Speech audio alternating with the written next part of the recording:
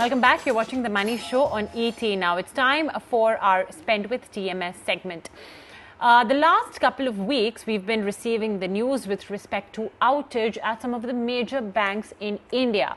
And when I say major, I am talking literally about India's largest PSU bank, SBI, and one of India's largest private banks, HDFC Bank. Outage at the data center, primary data center, led to the non-availability of HDFC Bank's transactions for almost about 12 to 13 odd hours at a minimum, if my memory serves me right.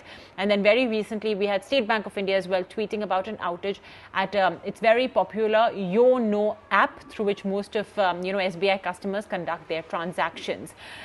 Then, of course, we had the RBI as well coming into action, talking about how it's important for banks to have a proper digital framework in place, strengthening their IT infrastructure. So let's take forward this conversation. Where is India's digital system lacking as customers, as people who use, digital transactions very, very frequently? Should these outages worry you, in any manner? I have with me Ayushman Mishra of Adda.com. Ayushman, hi, good evening. It's lovely having you back with us on The Money Show. So to start with, we have the RBI telling HDFC Bank that, look, you cannot issue any more new credit cards, and you should sort of put a pin on new digital launches and for a certain amount of time, perhaps until this entire problem has been resolved. Now, I know that you are an ardent fan of HDFC Bank's products. Firstly, is this something that current customers of HDFC Bank should in any manner worry about? And secondly, for those people who are new to the credit card market, would you advise them to wait for an HDFC Bank credit card, or do you have a second best or a third best that you would advocate? See, first, Mubina, let me explain to you that what is the matter. I mean, what has happened with HDFC and what RBI said. So, in November 2018, December 2019, and 21st of November 2020, there have been 3 outages in HDFC. So, primarily at the data center. So, there was a power outage at the data center, due to which there was a disruption. So, which RBI has said, and as now, the governor has also, clarified that RBI wants all banks to take digital lending and digital transactions very seriously. So, what has happened is you have to understand that when, a bank has 5.6 crore customers and 85 to 90% of the transactions are happening digitally, it's a sea change. So, there's a large volume of transactions that happen. So, in this case, a huge volume of transaction happened, and there was a outage, for, as you can consider that, when you're doing a lot of exercise, you can have some, muscle pull or injury, but you just got to be a little bit more careful and then, carry on. So my take on this is that, firstly, there is no other better transaction than, the primary first and second. So if you want to take a card, the first and second cards have to be the primary options. Okay, the first and second card. So which is, first is HDFC and second is SBI. So both have had power outages.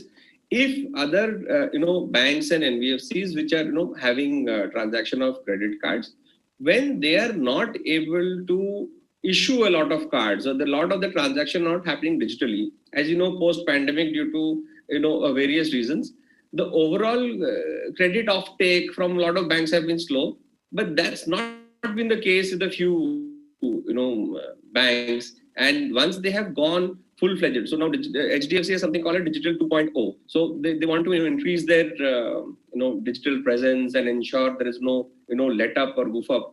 So I think when a bank is trying to expand itself, and when like the HDFC and SBI, and they are trying to manage their systems and process and technology, these are the places where you should go. You should go to where the longest queue is, rather than to somewhere else where the queue is very, very less.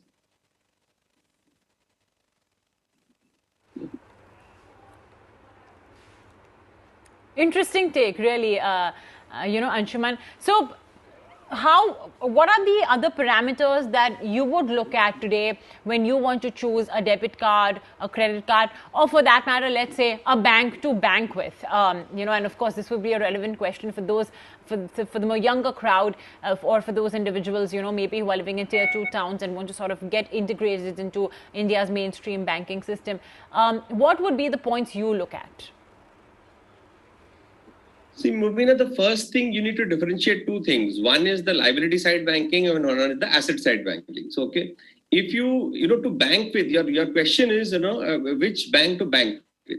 Now, today, as the RBI has, pointed out that, you need to be clear as to what your digitalization is. So when I see the largest, 5.6 crore customers and 85% of his bank is, digitalized, I see that, when you are having your credit card from somewhere, who's the largest issuer, if you keep there, your current account or your savings account there, that obviously makes a lot of sense. Because as I said, go to Pepsi Cola and, Coca-Cola in the largest queue rather than, a smaller line. So if you go to a, college fete, you go to where the maximum queue is, or that's a normal, tendency. And these people are by far the largest, issuers. So I think what younger customers can see is that one of the places where you can open an account digitally, which are very strong, is like an IDFC First Bank, because they give a very high rate on the savings. So suppose now our youngsters were using credit cards or the first time new to banking. So they can go to a place like IDFC First or or an HDFC, which are very strong in their digital application. And you must differentiate that. Okay, if you want a credit card, then credit card you take who's the largest issuer, which is like an HDFC, or number 2 is an SBI. Whereas if you want to open, so you can actually differentiate. You should not keep all your eggs in one basket. So your debit card should be different and your credit card should be different. So in your wallet you should have more than one.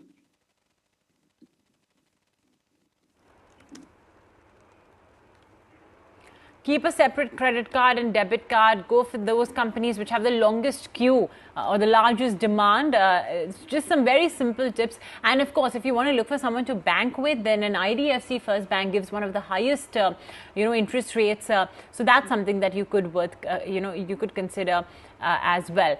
Ayushman, really a pleasure having you with us today. Thank you so much for joining in, and hope you have a very good evening.